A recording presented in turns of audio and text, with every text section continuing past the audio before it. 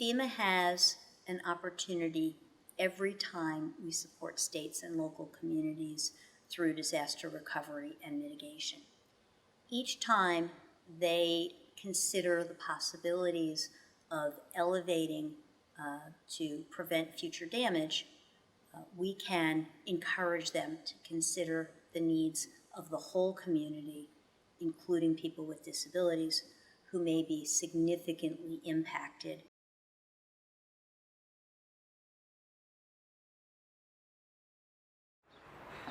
I was holding the door like this. It was horrible in there. I thought I was gonna die. It was horrible, horrible. The next flood, I'm selling tickets. Okay? I'm gonna sell tickets. Everybody's gonna look out the window at the flood. I'm gonna watch it pass by my house and not affect me this time. If you're elevating to the point of 5 feet, then you have to put steps up into the house with certain landings along the way. If someone is not used to it, or if they have a disability in walking and climbing, it becomes incredibly difficult to do. They don't have elevators. Forget grandma coming to dinner.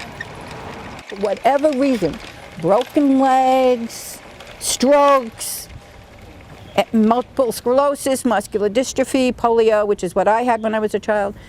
Okay, you've got to look at the whole society, and what we're doing is eliminating a whole population of people from social activity, relationships. They need to really think about how they're going to live their life when they're 75 or 80. It's really getting them to understand the benefits of installing an elevator or planning to install an elevator in the future.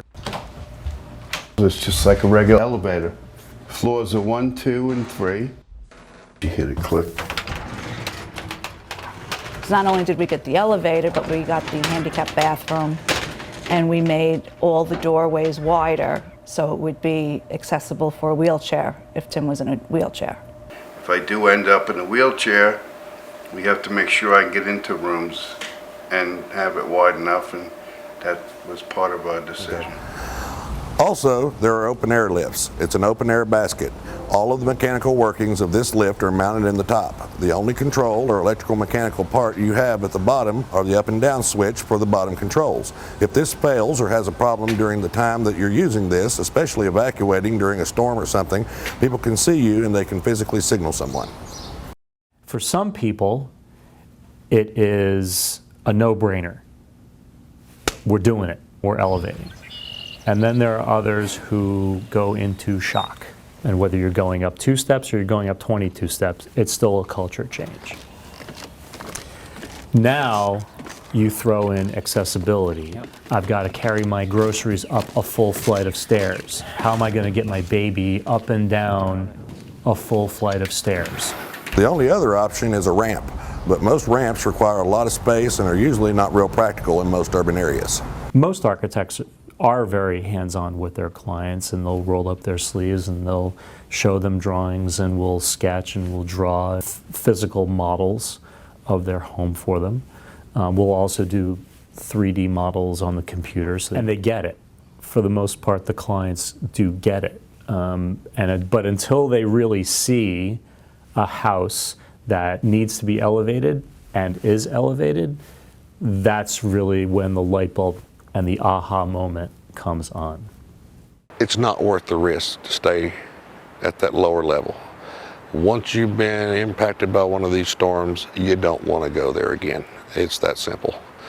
Elevation is your salvation from inundation. That kind of sums it up, really. Elevation is your salvation from inundation. It may cost $30,000 to $150,000 depending on the type of home that you have.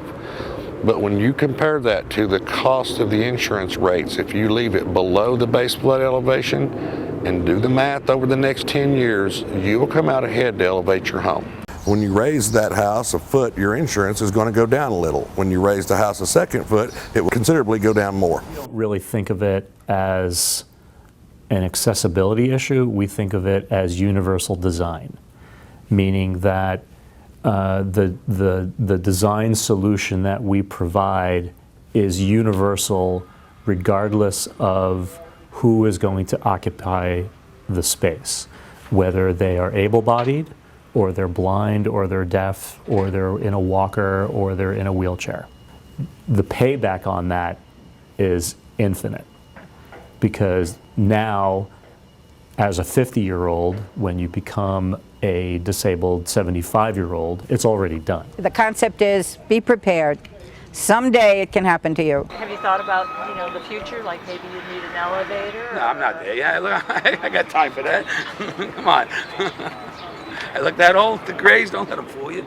I think about all the older people. They can hardly walk upstairs anywhere, much less these steep flights. You have to get the picture. Just make it so that everybody fits in. Everybody, it can accommodate all of us.